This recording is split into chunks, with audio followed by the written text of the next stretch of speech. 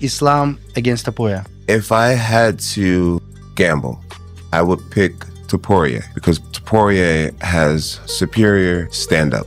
I feel like Islam has the better wrestling. I feel as if Topuria has more submission skills. The knockout power of Topuria makes him slightly better. Either one of those guys can win on any night, but if I had to personally gamble on that fight, I think I would put my money on Ilia. If anybody were to beat Ilia, it would be Islam, but I think that's a hard ask. I think Ilia is like, he's a perfect fighter right now. His grappling looks wonderful. His discipline, the way he carries himself, he's always lean, always strong. I hear that he spends millions of dollars in his recovery and his wellness and his supplements, his boxing level, his power. He seems like the fighter of the future. Me personally, I have no skin in the game. Whoever wins, wins. But if I had to gamble, I think Ilia's better. When I look at this, right, Islam's had 7 fights since 2021. That guy's active.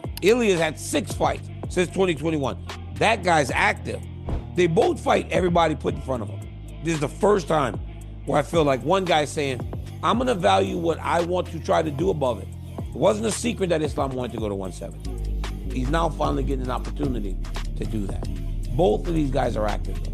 I'm not gonna leave this sport without second thought. This is my goal. Ian wins this fight. It's landing a shot, stand up, hurting him to finish him. I agree. The best chance he has, though, is to run and frustrate Islam into bad shots, bad takedowns, also bad throat strikes on the feet because you're overreaching. Because Islam is used to dominating. He wants to run and go in there and just take him down, submit him, or beat him up on the feet. And if this fight is just slow and it's boring, Islam will make some mistakes. That's exactly what he's going to do. He's going to control the airspace, and he's going to stay on his footwork. He's going to jab the glove a lot, and he's going to move, and he's going to have to make Islam throw some heavy shots to get his attention, and then blast through him.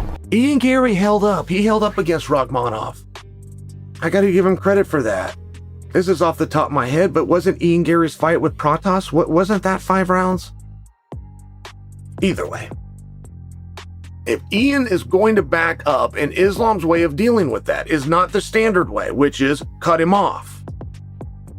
I knew a wrestler, never went backwards, never got called for stalling. His name is Pat Smith. Became the first 4-time NCAA champion in history. The first one to do 4. And Pat Smith would be right here when the whistle blew. And the second the whistle blew, Pat was gone, backwards. He would then immediately cut an angle to the side. He would then come forward to stalk his opponent, and he would never back up for the rest of the match. The reason that Pat Smith's first movement was backwards wasn't so he got cautioned, and it wasn't to break the rule of wrestling. It was to tell the opponent, if you want me, you're going to have to come to me. He wanted the opponent to chase him. And if the opponent would chase him, then Pat could move, change elevation, and get in on his own shots. Now, of course, the career of Islam is ridiculous. When you look at the last few fights that he had, the people on his resume, it's insane. Jack Della Maddalena, Renato Moicano, granted on a day's notice, and he made it look easy, got it done in just 4 minutes. Before that, Dustin Poirier submitted him. Alexander Volkanovski, 2 times in a row. Charles Oliveira, Bobby Green, Dan Hooker, Thiago Moises. When Thiago Moises was the real deal, when he was a contender, when he was coming up and he was very, very hungry. So as I say, he's on a run. The record of Islam Makhachev is 28 wins and 1 loss with 18 stoppages. And of course, if he can get a hold of Ian Gary and take him down, yeah, it's probably going to be easy. Ian will struggle to get back to his feet, and I don't think he can match Islam in terms of jiu-jitsu or submission grappling, okay? But it's the style that Ian Gary has. It is the length and the reach that he has, and it is his ability to silence out the crowd and not give a damn if you people are booing. If everyone in the arena is throwing their popcorn and the drinks and going, boo, this is garbage, because all Ian Gary is doing is dancing around, popping the jab, throwing the right hand, using push kicks to keep Islam away, he won't care, because on paper, or according to the judges, he's winning the fight, and his job is to win the fight and become the welterweight champion of the world. But of course, it ain't gonna be easy. Jon Jones has finally come forward with his opinion on the ongoing feud in the MMA world, and it's sure to get many fans talking. With both Islam Makhachev and Ilia Topuria considered to be amongst the best-rounded fighters in the MMA game, Jon Jones said that it is extremely tough to pick one between them. Yet, after analyzing their capabilities in striking, wrestling, and grappling techniques, Jon Jones managed to pick his favorite contender. Even though either of the two men can beat the other, Jones picked his favorite fighter for a specific reason. In your old division, or in your division of welterweight, Islam Makhachev takes on Ian Garry, right? I just want to know, from your perspective, do you think Ian Garry's got a shot here to win the belt? Yeah, definitely. He has a shot, for sure. You know, even though he's a cuck and he sits in the corner of the room and watches his wife get dogged out by the nutritionist, he still has a shot, you know? There's no doubt about it. He's a long, lanky fighter. Islam's getting a little older.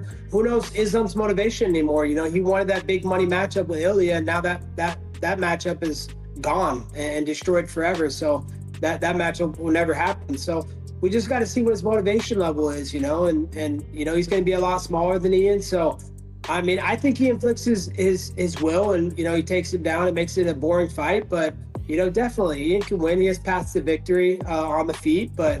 Jon Jones kicked off the discussion by evaluating the skill sets of the two fighters. According to Jones, he would rather pick Ilia Topuria when he has to make a bet about the match, since he thinks Topuria has an edge when it comes to his stand-up fighting style.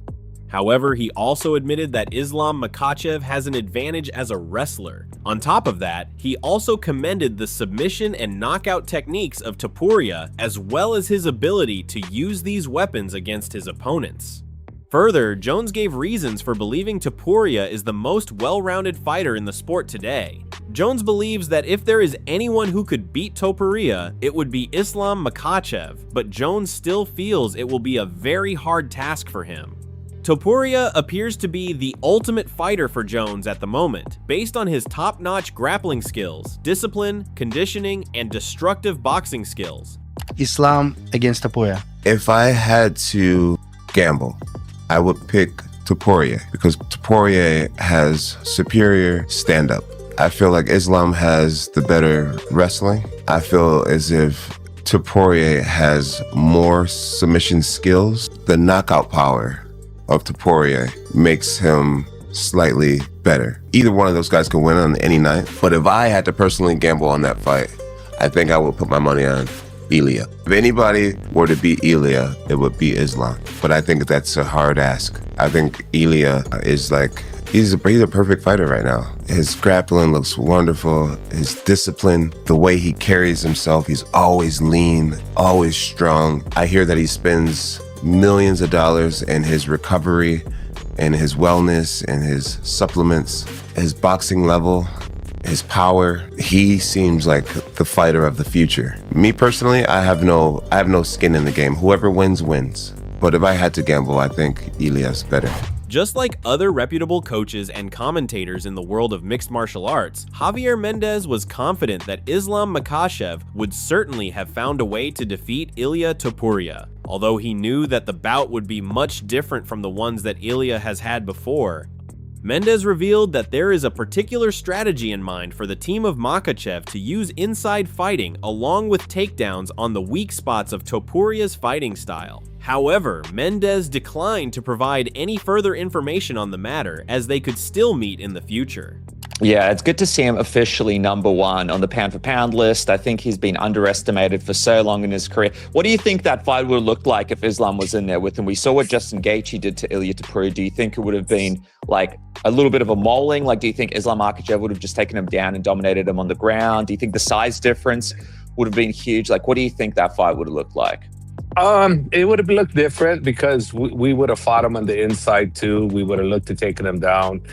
We would have looked to expose his weaknesses, which there is some, which I won't mention because, you know, we may have to fight him at some point later. So I'm not going to say anything other than it would have been a different fight. But I'm very confident in Islam beating anybody within the lightweight and the welterweight division. And so for me, it's one of those things that I definitely, seen something that I knew before.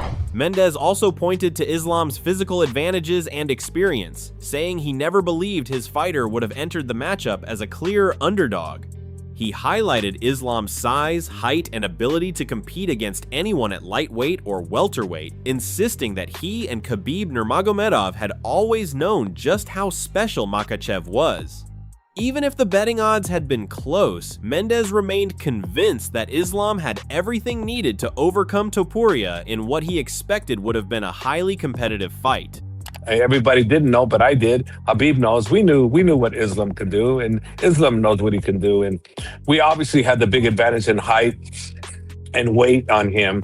So the fight for them, obviously, we wouldn't have been the underdog. I don't think so. It would have been maybe on the odds makers, it would have been an even fight, more or less, or us slightly favored or him slightly favored. But there's no way it would have been one of those deals. Sonnen continued with his analysis by explaining how being constantly on the back foot could make things tough for professional wrestlers. Based on his own experience of being a wrestler, Sonnen mentioned that according to amateur wrestling rules, going back is discouraged because it restricts your offensive capabilities and can even get you a penalty for stalling. In fact, going back is one of the best methods of slowing down the process of taking down your opponent, which made him interested in what Islam said about chasing Gary in the octagon. Guys that run away from fights are really hard to take down. In wrestling, as a matter of fact, the wrestling that you see in your schools or even the international styles that you might see at the Olympic Games, you must, per the rules, stand in one spot or go forward. You cannot go backwards. They'll call you. They'll call you for stalling. They'll call you again and they'll give a point. They'll call you enough times, they'll disqualify you and end the match. Like, it's a really big deal. No wrestling can take place if one of the two guys is going backwards. They've both got to be in their spot or trying to gain ground by going forward. And you see how inevitably impossible that would be, like two guys coming forward at the same time that makes one of them go back. Yeah, that's how wrestling works. You get called for stalling, sure. But it's so, like, if you're wondering wrestling defense and how do I deal with these wrestlers? Well, there is actually a couple of answers that we don't ever want anyone to know because it would ruin the sport, but one of them is backing up. Just like clinching a guy when you hit him is illegal in boxing. As Sonnen continued breaking down the matchup, he questioned whether Gary's movement could really be enough to trouble Islam. He emphasized that the biggest test for anyone facing Makhachev is stopping the takedown and maintaining their cardio over 5 rounds. Sonnen gave Gary credit for showing excellent endurance against Shavkat Rakhmonov and praised his ability to stick to a game plan. Even so, he stopped short of predicting an upset, saying Islam has consistently proven he is a special fighter. The reason it's illegal is it's so wildly effective. It would stop boxing from happening. It would just be who could get to the collar tie first. That would end the night. So does he and Gary back up? Is that something that Islam should really be worried about? Islam said if he backs up, he's going to chase him. He's prepared to chase him all night. It's interesting. I would trust that Islam would know better than me what his next opponent does in the standing position, and Islam says he runs away. I'm just sharing for you. I'm gonna have to go back and rewatch that. That surprises me. I've never watched Ian and thought he ran away. But it would be encouraging if he does. The number one thing if you're gonna deal with Islam and like you're the rest of us on the outside is as difficult as we have all found it to be interested in Islam. There is an interest in seeing Islam lose. For anybody that's got an incredible record and has seemingly been bulletproof. There is one interesting thing, which is to see somebody that can get through, that can get a bullet through that shield. Is Ian the guy? Well, if Ian is the guy or whoever is the guy, question one is going to be, can you stop the tape? Bedtime MMA had plenty of praise for Ian Machado Gari ahead of his clash with Islam Makhachev. Despite admitting he was not personally a fan of Gary's personality, he argued that Gary had earned his title shot by defeating a wide variety of opponents and proving he could adapt to different styles. He highlighted Gary's fight IQ, ability to identify weaknesses, and willingness to fight anyone. In his view, the matchup featured the two best welterweights in the world, making it a genuine #1 versus #2 showdown. How good do you think is Ian Gary when you look at the rest of the division? Dude, I mean, shit. Like, it's pretty hard to say he's not the #1 guy. Like, besides Islam, right? Like, he beat Prates. He had a really good fight with Shavkat Rakhmonov. Like, had more finishing type moments in that fight. You know, beat MVP. Like, he's beat all types of weird style matchups as well, which I think is really cool to see. Like, obviously, I don't like the guy. I think he's really fucking annoying. But in terms of his fighting, he's like active and he will fight anybody. And he can beat all types of different styles. Like, he has really good fight IQ. It kind of, it is reminiscent in some way. Like, it's weird. I feel like they both kind of remind me of GSP in their own different ways. Like, I think the way that Ian Gary will like find your weakness and beat you in that aspect, and doesn't care if it's boring, doesn't care if it's like slow pace, whatever. And Islam Makhachev being like this very dominant grappler and just being very high fight IQ, very defensively sound. Yeah, they're both really high level in somewhat different ways, but I think it is #1 versus #2 in this fight. And I'm excited about that because I feel like a lot of UFC title fights, bro, you're getting #1 versus #7 half the time. You know what I mean? You're like, bro, what's the fucking point of this? So I'm excited. When discussing Islam's toughest tests at welterweight, Bedtime MMA placed Ian Gary at the very top alongside Carlos Prates. He explained that Gary's well-rounded grappling, defensive striking, and tactical approach make him one of the hardest possible opponents for Makhachev.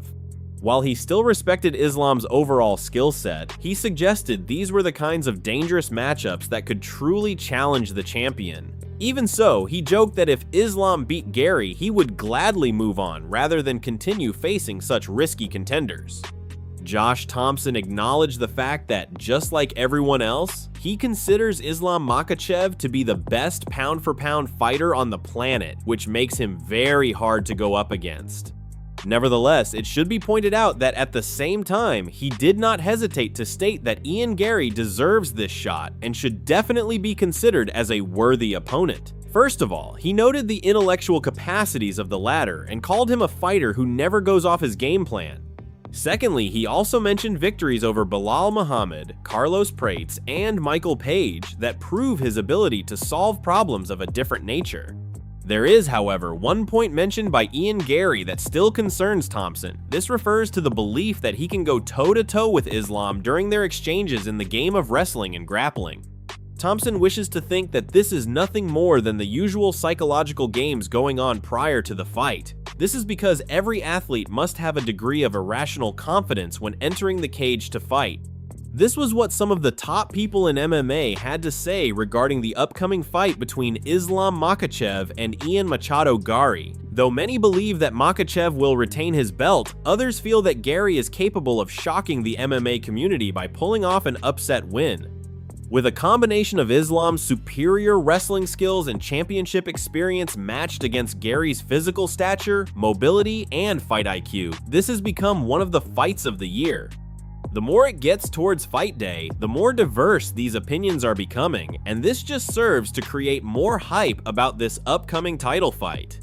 There is no doubt in my mind that these two men definitely have something to prove, and that when the doors to that cage open, there is not going to be any mercy shown by either of them.